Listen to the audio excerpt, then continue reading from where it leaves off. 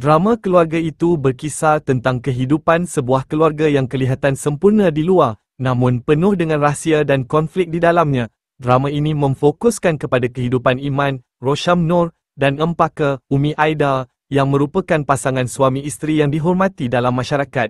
Mereka dikurniakan 4 orang anak yang masing-masing mempunyai kisah hidup dan cabaran mereka sendiri. 1. Ansara, Fatah Amin, anak sulung yang berjaya dalam perniagaan, namun perkahwinannya mula goyah apabila isterinya, Camelia, Melissa Campbell, berlaku curang. Konflik rumah tangga ini memberi impak besar terhadap hubungan kekeluargaan mereka. 2. Anwari, Muaz Zabir, anak kedua yang sering dilanda rasa cemburu dan ketidakpuasan hati terhadap kehidupannya.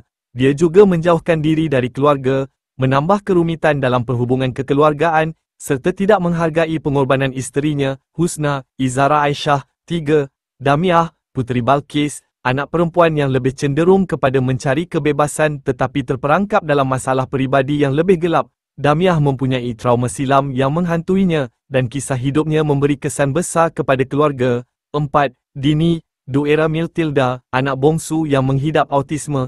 Keadaan Dini yang tidak memahami apa yang berlaku di sekelilingnya menambah keperitan dalam keluarga, kerana dia tidak dapat mengerti konflik yang berlaku antara ahli keluarga.